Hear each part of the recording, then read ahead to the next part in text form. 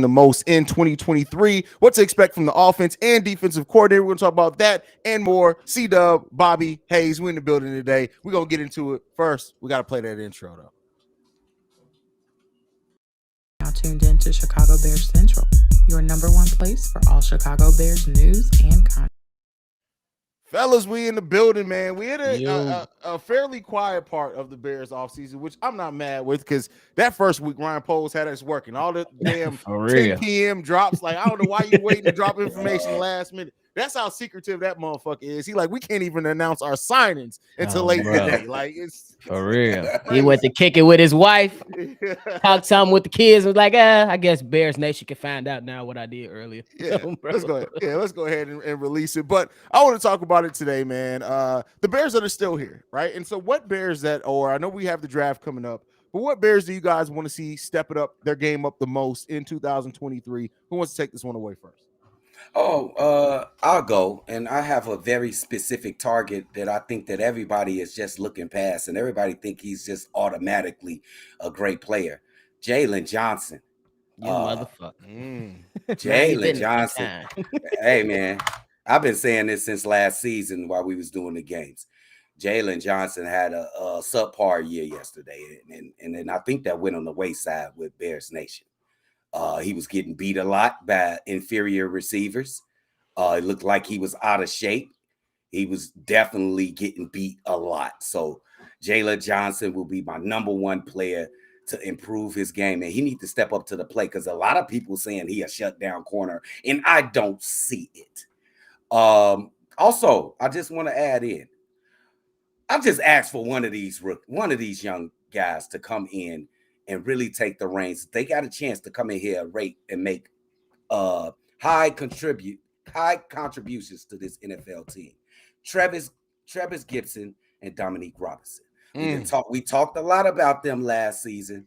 Yeah, I need at least one. I'll take both, but I need at least one of y'all to step up and take the reins of that defensive line, bringing pressure on the quarterback. And that'd be my own. Bro. Okay. I respect it. Jalen Johnson was definitely on the top of my list because in a 3-year career with the Chicago Bears, one interception in the state. He got only one interception in 3 years. I get it. A lot of balls wasn't going his way, but that is not what is it's not good for what we trying to do. And I'm gonna say this: don't be surprised if he gone on draft day. That's just my opinion. He might be out of there. That's just me. I believe. Bro, Ryan Poles is a cold brother. He don't play that. I wouldn't put it on wax, but I believe if it happened, don't be surprised with my man trying to recruit some more picks. But I'm gonna go with another guy, Chase Claypool. Look, you had your look. You came in the middle of the season. You didn't have that offseason time to work with Justin Fields. You didn't have all that time to get acclimated into the system. But there was some games to where you was on the sideline and Jay Fields had to tell you, like, hey, chill out. We ain't doing that over here. So now you get this full off season. You got to show up, bro, and be legit number 2 or 3. You got to show up. And then just an honorable mention, Braxton Jones. I got to mention him. Good rookie season.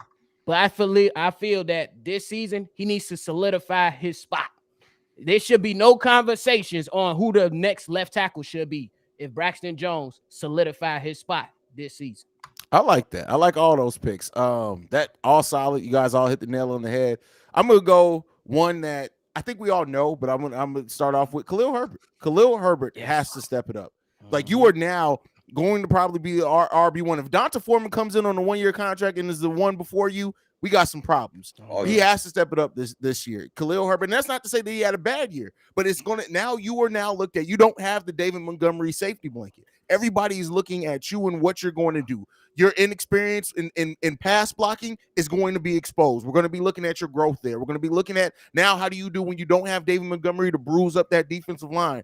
Khalil Herbert has to step it up. Now, he still has a damn good running back that's going to be sharing those touches with them in Donta Foreman, and I still think we may even get another running back in the draft. But at the end of the day, Khalil Herbert has to step it up big time. And I'm going with him. I'm going 2 skill position in this one. Chase Claypool next up. You got to. You came in. You had the built-in excuse. The OC did not develop plays for you. he's doing that this offseason. Hopefully, Yep, you have a full offseason with Justin Fields. You've already been working out with him, DJ Moore, Darnell Mooney. You guys have all been working out, being kumbaya. Chase Claypool has to step it up because we know you want to get paid. If you want to get paid by the Chicago Bears, you got to step it the hell up. Period. Facts. Oh wow, that's some great choices. And let's not overlook Eddie Jackson too, by the way. But go ahead, cook Cdubb. Yeah. Oh, I like that Eddie Jackson too. But I also want to throw this guy in there because I think it ain't set that he is a key part of the future of the Chicago Bears. I think he's good, but Kyler Gordon got to continue to do great things. For sure. He had a horrible, I'm gonna say, 2/3 of the season. They really picked on the kid. He came along at the end of the season. But I want to see if it's more of the first part of the first 2/3 of the season, or if it's more of the last third of the season. I like Kyler Gordon. He got a lot of athletic gifts that can contribute to this team, but I think it's between the ears, and he showed a little bit at the end of the season. I want to see if he continue that. Agree. I like that pick. But Haize, why you say Eddie Jackson real quick? Why I say Eddie Jackson? Not to say that he injury. No, I mean, he didn't have a bad season. I like the season that Eddie Jackson had, but he's about to get paid. So you got to step it up this season. Oh, okay. That's why I put him on there. Like, I like the season that Eddie Jackson had, but you if you want to get paid and you want another contract with the Bears, it's time for you. You got to step it up this season. For sure. That makes sense. Who y'all got the most confidence in that they will come through with that with y'all picks? I got the most confidence in Dominique Robinson out of my 3 picks that he could come in and show up. What about y'all picks? Who you got the most confidence in that could come through for the Chicago Bears out of your picks? Out of my picks, I'm gonna say Braxton Jones because he was a rookie, but he still plays solid, and I think that's the safe way to go. But I think like if you want to take a gamble on somebody, I'd probably say Chase Claypool simply because now you got a full off season. Okay. Yeah, I'll say Claypool as well. I think Claypool is going to step up in a major way. Having DJ Moore there as the number one is going to take out a lot of pressure off Darnell Mooney and Chase Claypool, and I think they're going to thrive in that. So I'm looking at Claypool to have a big season. I'm looking for him to step up, and I think we're going to walk away from the season with this wide receiver core and realizing, hey man, we got a pretty damn good wide receiver core, but I think Claypool is going to step it up big time. I ain't mad at that. I think he's going to have a big year. He's going to have a monster year. I think Claypool. So let's get it. One-on-ones? Hunt number ones.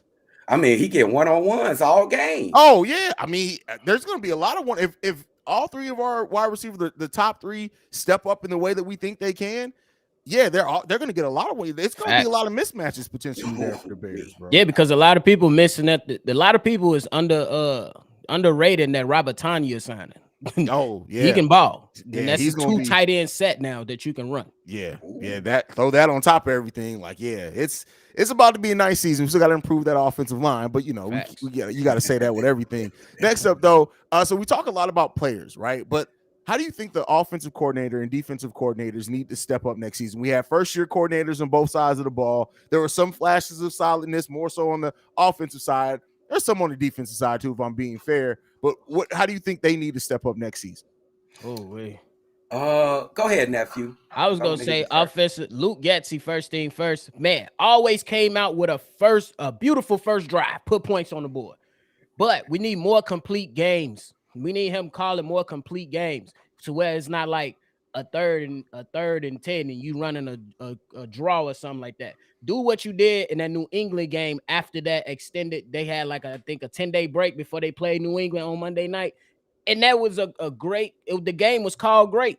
We need more of that from Luke Getsy. And on the defensive side, I say pass coverage was solid for majority of the year, but you got to figure out a way how to get some pressure on the opposing team's quarterback. No way should your safety be the leading sack, should have the most sacks, a rookie safety at that. He should not have the most sacks on your team, bro. You got to get that defensive line charging and applying pressure. Agreed. Okay.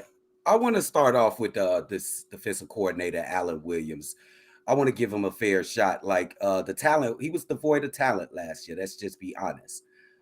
He had some some veterans out there throwing games in Roquan Smith. I ain't gonna, you know what I'm saying? I was gonna say I ain't gonna say no names, This but man he threw a said game. throwing games. He threw a game. He had a game with no tackles.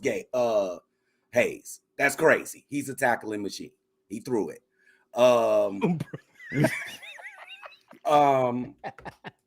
I just think that this year will be a good point to gauge Allen Woods. I'm just gonna give him a pass because the defense was ass last season, and he's gonna have better talent this year. But Lou Getsy, I need you to bring out your imagination in this offense. You got too many weapons. There'll be no excuses. I've seen too much of the same from the previous regime from you last season. Too many instances where it looked like Matt Nagy.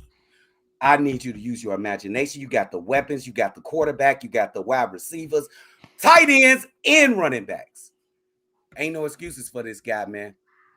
Ain't no excuse. You got to come out here and perform, bro. And then don't want to hear no blame it on Justin Fields. He can't run the plays that I call, and call the right place. Don't go 3rd and 1 and go back and drop that 10-step drop and try to throw it down deep when it's 3rd and 1. You know, be competent. Be. You know what I'm saying? Come on, Luke Getsy a lot last year. He was like a chick with all areola and no titties.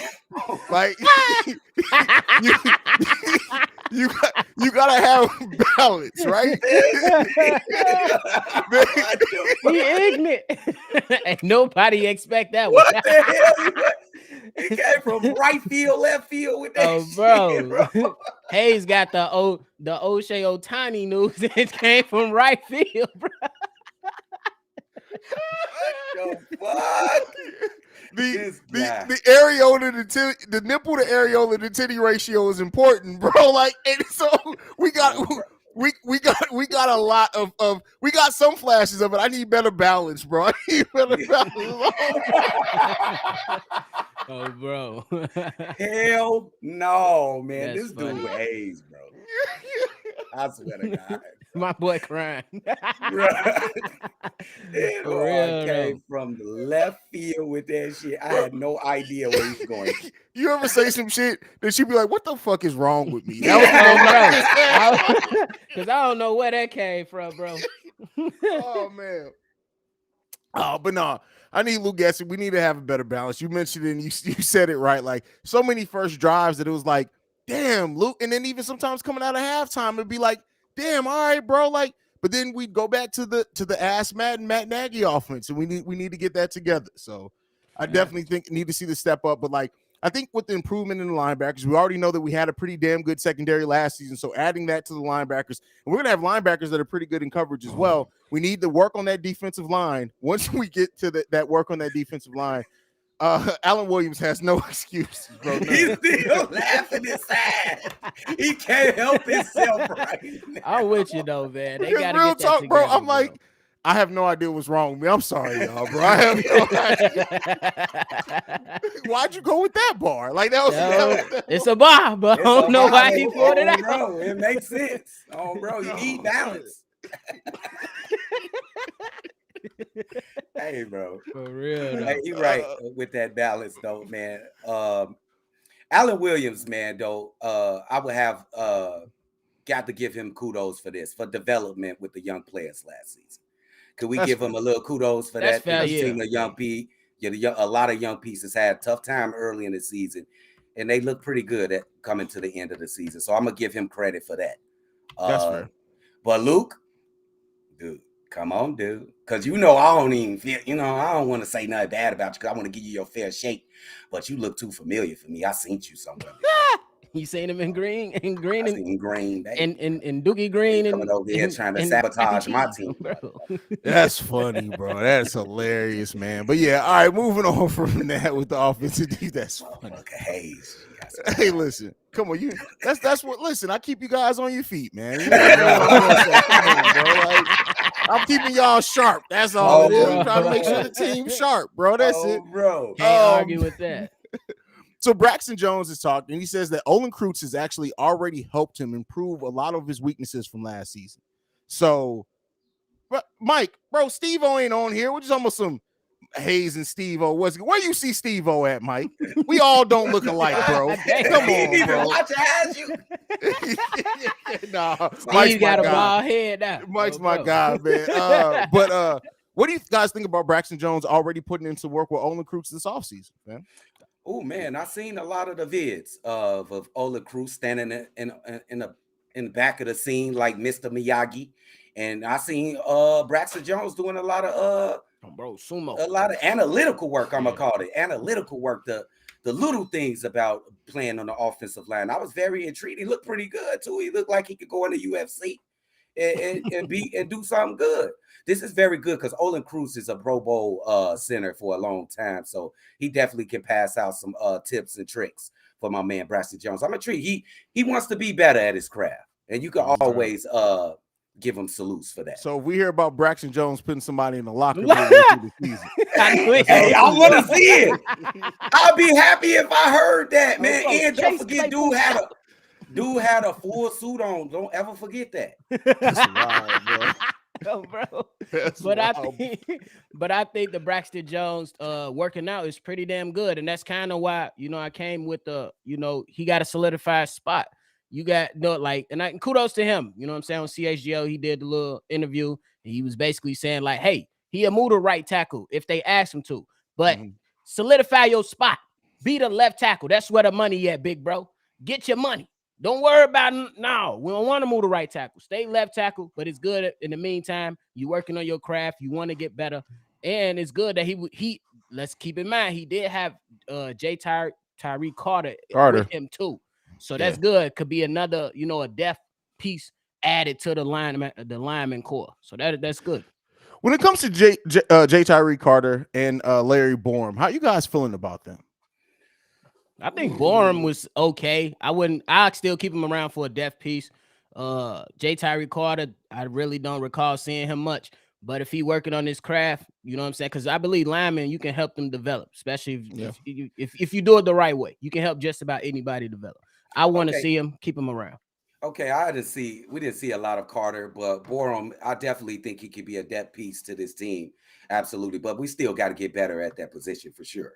Fact. Oh yeah, I think Larry Borum is the one that we definitely need to upgrade from. And that's not a slight on him because he could still eventually develop into a starter. But as of right now, if we're looking at anybody on that offensive line that needs to be replaced, it's definitely him. But it doesn't mean he's not still going to play a bunch of snaps because honestly, Larry Borum can play guard or tackle. Really, I think he played some tackle in college. So if you can develop him to the point where you're using him as a depth piece in either spot, there's going to be plenty of snaps to go around for him. And I honestly think having Nate Davis there is going to help develop him as well if he takes him under his wing. Absolutely. And I kind of like how the lineman course shaping out to be anyway, because then you bring in Nate Davis, a veteran, and then you still got some veterans around, kind of like what we talked about early on. We want that, the young guys with some vets so everybody can, be led correctly.